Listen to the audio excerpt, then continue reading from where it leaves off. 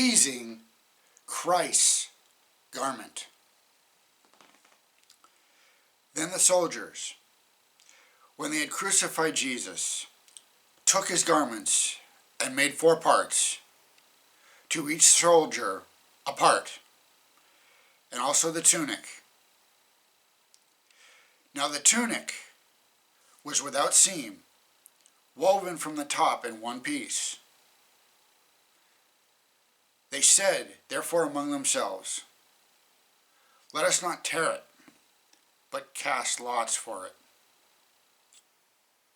whose it shall be, that the scripture might be fulfilled which says, they divided my garments among them, and for my clothing they cast lots. Therefore the soldiers did these things. John 19, verses 23 and 24.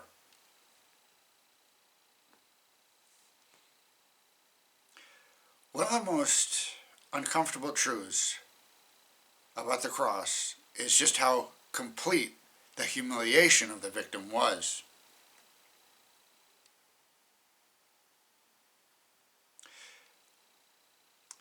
Medieval painters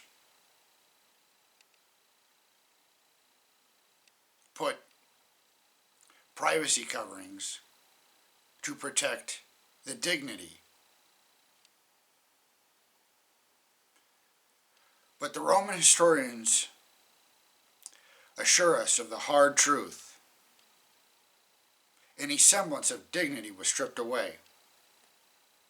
Jesus was treated as worthless, and his executioners did not hesitate to refrain from heaping as much humiliation on him as possible.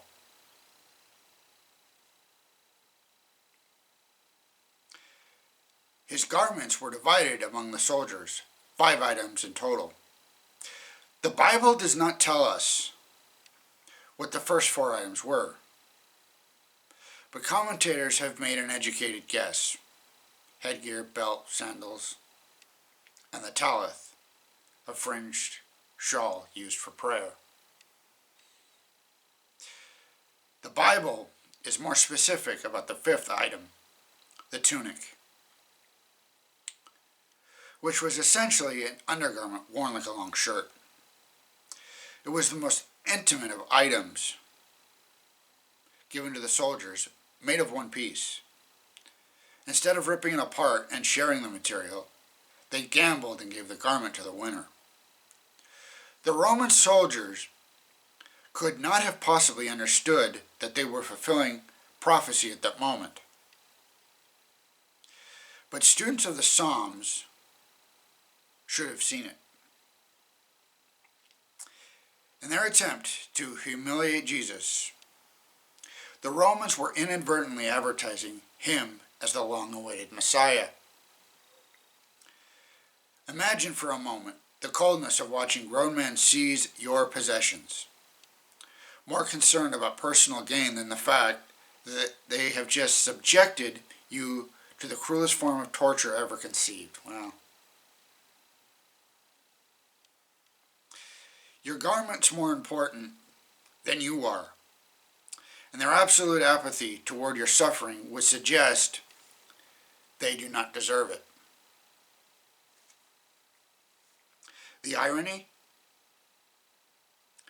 Jesus would have given it had they asked. If anyone wants to sue you and take away your tunic, let him have your cloak also, he once taught. The big irony? His death on the cross meant that you and I could be clothed with the garment of his righteousness, which is also complete and indivisible in its own right. Without that garment, we cannot be admitted to the great wedding feast that awaits the saved. Without the death of Christ, there would be no garment for the Romans to seize. And without the death of Christ, there would be no garment for us to seize either.